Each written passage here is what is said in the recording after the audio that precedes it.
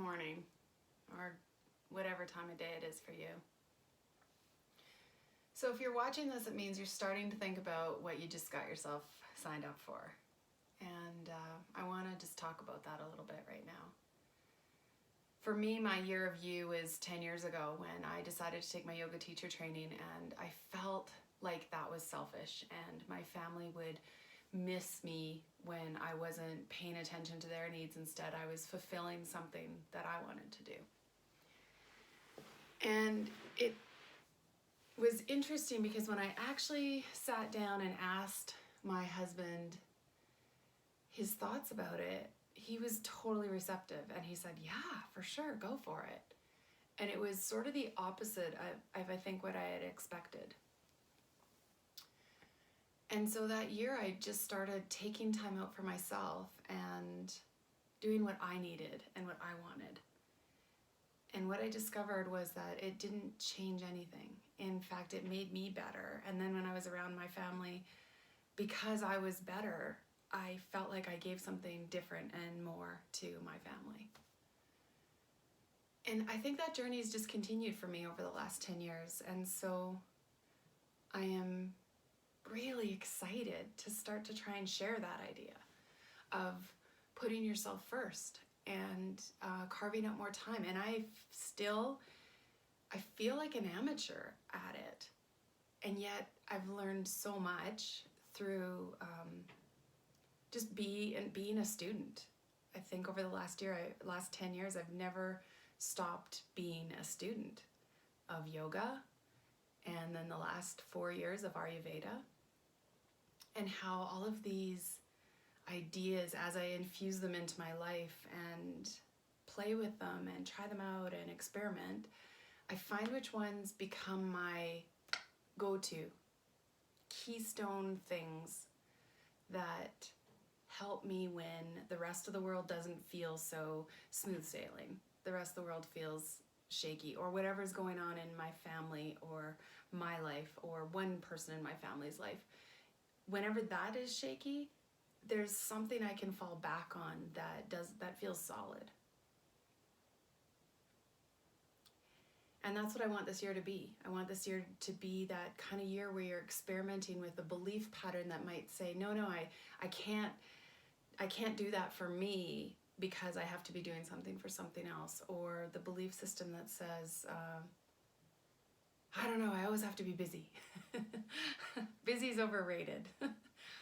Or the belief system that says, go big or go home, all or nothing. Because this is not that. This is less is more. This is small, bite-sized pieces that don't feel overwhelming at all. Scary? I'm going to say, yeah, sometimes scary. Sometimes the piece that you're trying to bite off is just one that, I don't know, it's a food you decided a long time ago you didn't like, and you haven't tried it you haven't tried it in 20 years. And now it's time to try it again and see if it fits in your new life direction.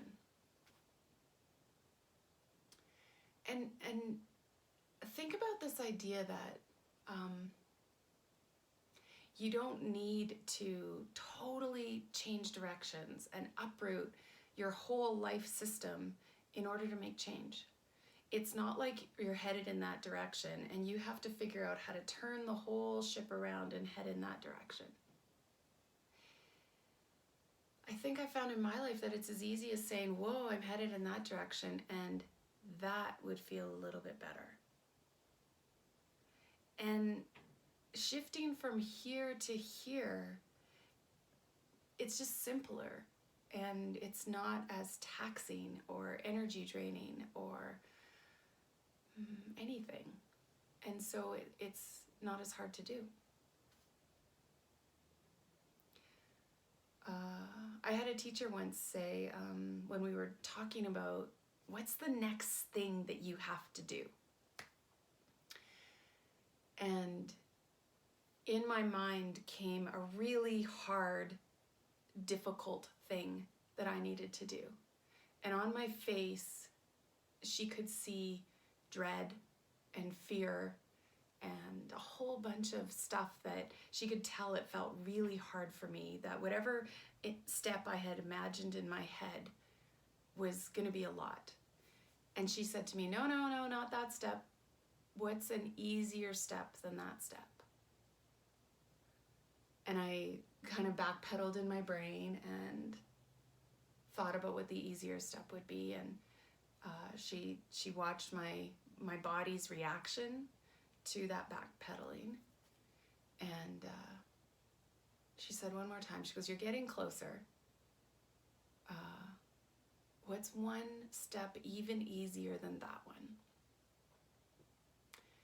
And as I let my brain backpedal again, and I landed someplace where that step felt good.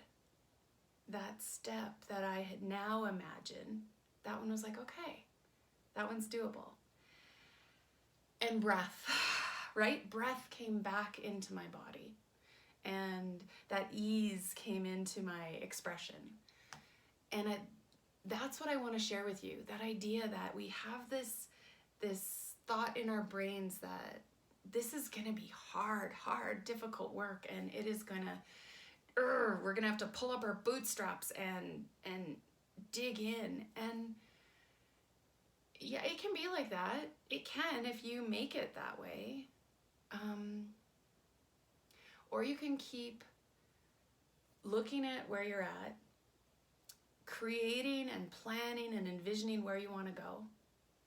And when you think about just not way over here where you want to go, but what's one step towards that place?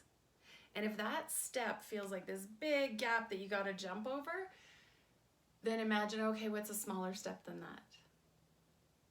And get to the point where the step that you're going to take is like, yeah, that one would be no big deal. I could try that step out and it would be fine. And I guess that's what I want to share with you, is that I want this journey to be one of small, easy, incremental steps. The 10 habits that we're going to work through over the next 10 weeks, they're nature's laws, they're nature's rhythms, and we're not in sync with them. I'm not. And I have to give myself grace that I might never be 100% in sync with these habits. But the more I practice them, the more I find the ones I love, the more I sink into them, and the more I come back to them as just keystone tools in my tool belt that I know are going to sustain me and keep me going. So I just wanted to really tell you how excited I am. And if that sounds like what you signed up for, then you're in the right place. I'm going to do my best to take care of you this year and nurture those small steps along the way, and notice the panic or the fear when it rises up, and coach you to think of a smaller step. So thank you for being here, and I'm really excited.